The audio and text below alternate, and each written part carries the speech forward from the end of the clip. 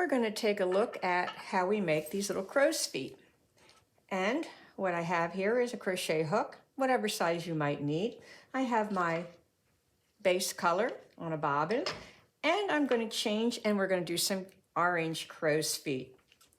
Very similar to the Danish medallion, but what I'm going to do is I'm going to start again, like we did in the past, with the contrast color.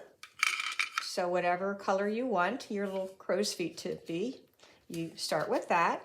The other thing too is this is where you make a decision is how big you want them, how many you want them. It often depends on the size of yarn and whatever your what the results are you're looking for. So I start with that, and then I am going to go back and forth, and I've decided I'm going to go 8 times. It depends again how big a feet you want, and that's what I'm going to do a tabby. This again can be done on a Rigid Heddle loom as well as a floor loom. You could also apply this technique to your tapestry loom if you'd like.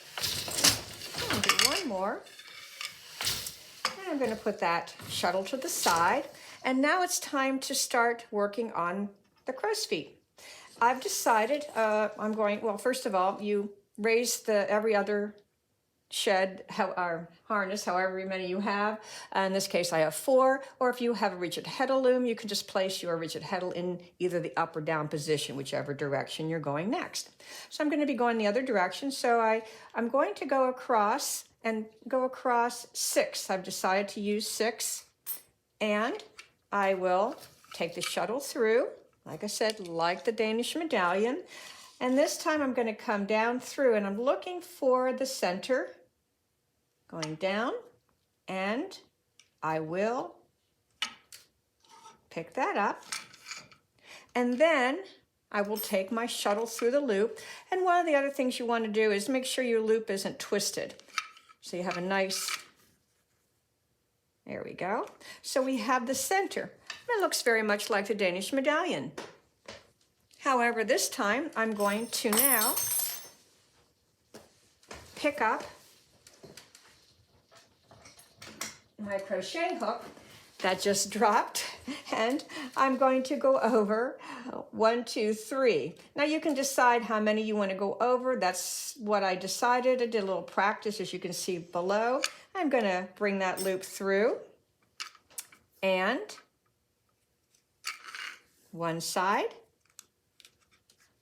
And now I'm going to go to the other side, and I'm going to go over the same number. And if you notice, I'm coming right up through the middle, the same, so everything is meeting at the top.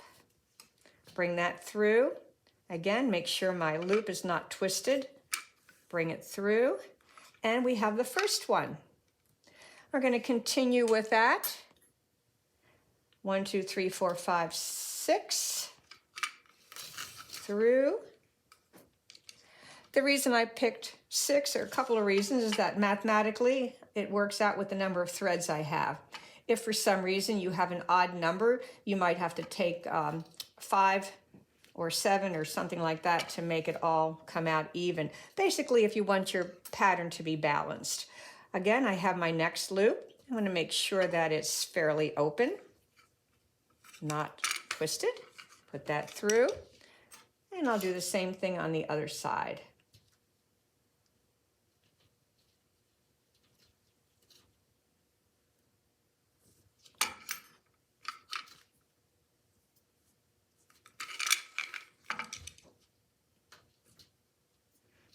And if your loop gets twisted, you can sometimes untwist it like that.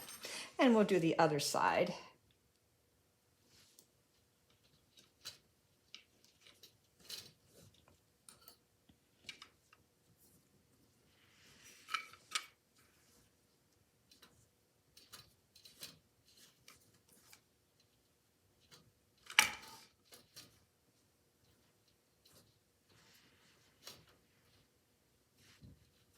And there we have 2 of the feet, and I'll continue across doing the same thing until I get to the other end.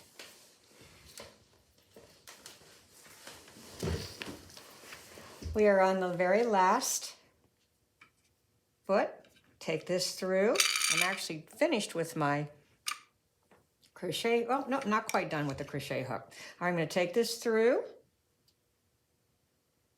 Then I am going to pull out a little bit of yarn, nip that, and then I'm going to take my crochet hook and just go underneath, here and pull this one through. But first what I need to do is raise this, bring this through here, so it goes around the back, bring it through, and then I have a couple of options. We could just kind of weave it in and out, going through there and meet it, or use a crochet hook. And I'll do that a little bit later on. So the next thing we'll do is we will weave back and forth with the background color.